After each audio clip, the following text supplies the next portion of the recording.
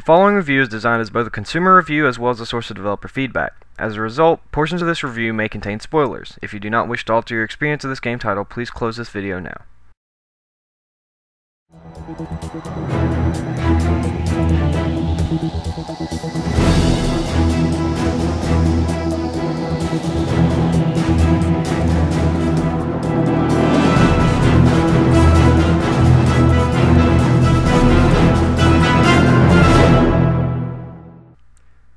Desert Eagle Pwn here, and today we're going to be taking a look at Epic Games' Xbox 360 exclusive Gears of War 3. While originally designed as both a consumer and a developer review, I've decided to stick with the consumer aspect since that's what most people will be familiar with.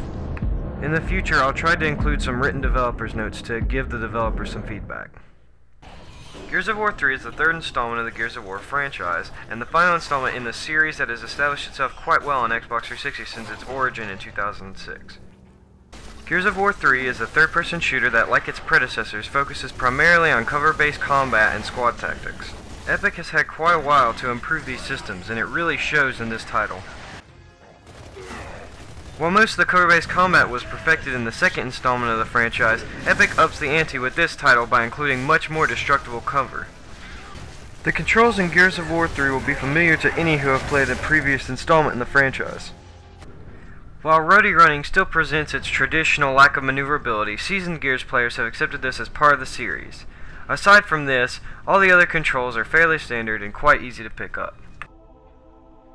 Gears of War 3 contains numerous in-game cinematics, and it's the primary means of which the story of Gears of War 3 is told. While I'm not a big fan of using cinematics to tell a story, Epic pulls this off incredibly well. The cinematics in Gears of War 3 present top-notch voice acting over quality animation, and as a result, they do a really good job at telling the story and setting the mood for the game. However, despite the quality of these cinematics, some of these cinematics just seem unnecessary. Some may agree that as players, we just want to experience the story, not watch the characters lift a door or cross some razor wire. Oh, and did I mention that these cinematics repeat themselves? Because they do.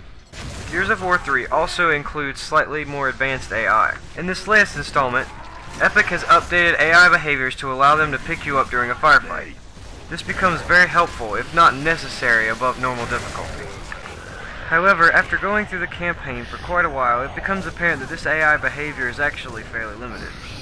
Frequently, especially when the AI are fighting, they'll just let you die, even if you're right at their feet.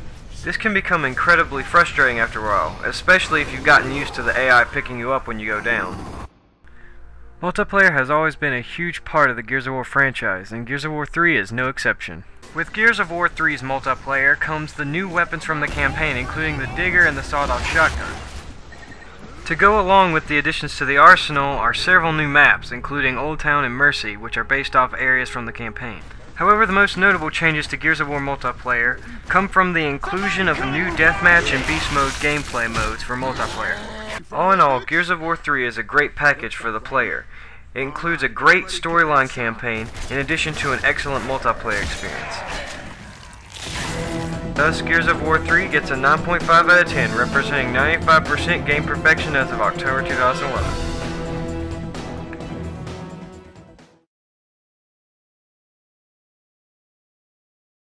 The game just reviewed was rated by percentage. This percentage is given by points out of 100 in the following areas: gameplay scores, controls, pacing, camera, immersion, and entertainment value; production scores, models and animation, audio, initiative for innovation/improvement, and overall production value.